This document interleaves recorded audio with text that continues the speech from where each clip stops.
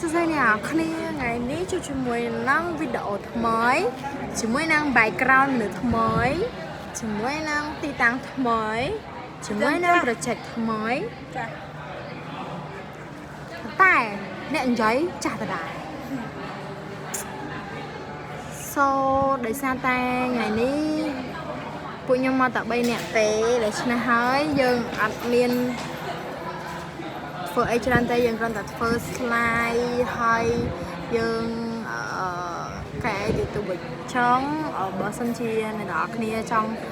ដឹងថាតើក្រោយពួកយើងនឹងធ្វើអីបន្តទៀតសូមកុំភ្លេចរងចាំមើលវីដេអូបន្តទៀតតាមដានទស្សនា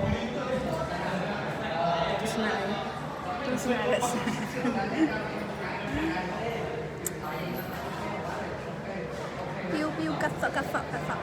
ពីវហានេះគឺជាបូចាន់នេះគឺជាអាសាវាមកលងហើមធីមនេះไปดองមកលងហើមសង្ហាវ៉ូសមើដាក់ភ្លើងសមើអូ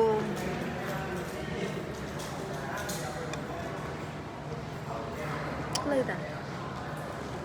ភ្លើងចឹងទៅវាជាលើកមកសក់សេះកាត់ដោយដៃអត់មករស្លាមួយថ្ងៃកាត់ជ័យសាក់សេះជឿហ្មងអូមួយថ្ងៃទុំចៅរោខ្ញុំមិនមែនយើងឃើញនៅក្នុងឆាតតើឃើញនៅក្នុងឆាត step ពេកសាត់ហើយសាខ្ញុំខំមកវារក្សាតែយើងកាត់សក់ afraid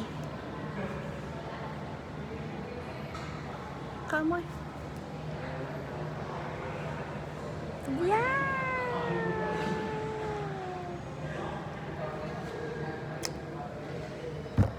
មានអីញ៉ៃហ៎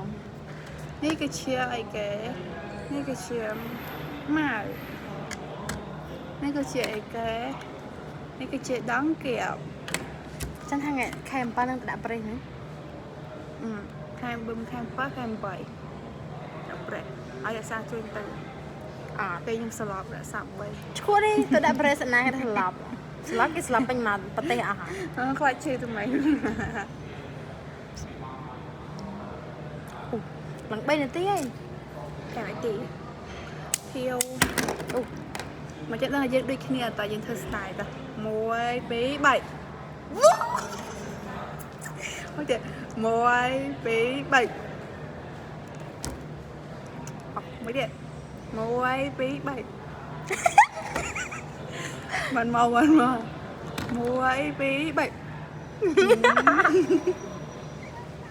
3ចង្ខយ1 2 3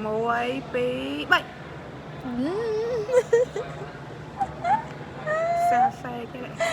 បាយ